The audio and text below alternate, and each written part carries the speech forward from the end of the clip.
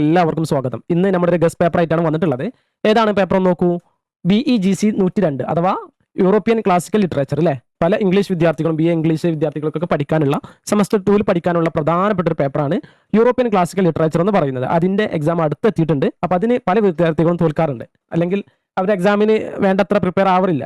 അപ്പോൾ അതിനുള്ള പ്രധാനപ്പെട്ട റീസൺ എന്ന് പറയുന്നത് നിങ്ങൾ എങ്ങനെ ആൻസർ ചെയ്തെന്നുള്ളതാണ്. ഓക്കെ, അപ്പോൾ നമ്മൾ പ്രധാനപ്പെട്ടൊന്ന് ഫോക്കസ് ചെയ്ത് നിങ്ങൾക്ക് കാണിക്കാൻ പോകുന്നത് എങ്ങനെ നമ്മുടെ ഒരു യൂറോപ്യൻ ക്ലാസിക്കൽ ലിറ്ററേച്ചർ എക്സാം എഴുതുമ്പോൾ പ്രധാനപ്പെട്ട ക്വസ്റ്റ്യൻസ് ഏതൊക്കെയാണ് വരിക, അതിനെങ്ങനെ നിങ്ങൾ ആൻസർ ചെയ്യണം. ഓരോ ക്വസ്റ്റ്യനോ 5 മാർക്കിന്റെ ക്വസ്റ്റൻ ആണെങ്കിലും 10 മാർക്കിന്റെ ക്വസ്റ്റൻ ആണെങ്കിലും 20 മാർക്കിന്റെ ക്വസ്റ്റൻ ആണെന്നുണ്ടെങ്കിലും ആ ഒരു ക്വസ്റ്റ്യൻ ഒരു പാറ്റേൺ ഉണ്ട്. ആൻസർ എഴുതുന്ന സമയത്ത് ഒരു പാറ്റേൺ ഉണ്ട്, ഒരു ഇഗ്നോ ഒഫീഷ്യലായിട്ട് സ്വീകരിക്കുന്ന ഒരു പാറ്റേൺ ഉണ്ട്.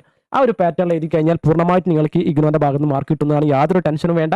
അത്തരത്തിലുള്ള കഴിഞ്ഞ പ്രീവിയസ് ഇയറിൽ ഉള്ള ക്വസ്റ്റ്യൻസ്, ലാസ്റ്റ് ചോദിച്ചിട്ടുള്ള പ്രീവിയസ് ഇയറിൽ ചോദിച്ചിട്ടുള്ള ക്വസ്റ്റ്യൻസ് മാത്രം ബേസ് ചെയ്തിട്ട് മാത്രം ക്രിയേറ്റ് ചെയ്തിട്ടുള്ള ഒരു അവലോകനം മാത്രമാണ് ഈ ഒരു വീഡിയോയിലുള്ളത്. ഇതിന്റെ PDF ആവശ്യമുള്ളവർ നമ്മളായിട്ട് കോൺടാക്ട് ചെയ്യാൻ നമ്പർ താഴെ കൊടുക്കുന്നുണ്ട്. ഈ PDF നിങ്ങൾക്ക് വാട്സപ്പ് ത്രൂ നമ്മൾ എന്ത് നിങ്ങൾക്ക് അയച്ചാൽ നിങ്ങൾക്ക് അത് പ്രിന്റ് എടുക്കാനോ ബാക്കിയുള്ള പർപ്പസിനൊക്കെ നിങ്ങൾക്ക് അത് എന്ത് ചെയ്യാം ഉപയോഗപ്പെടുത്താവുന്നതാണ്. ഓക്കെ.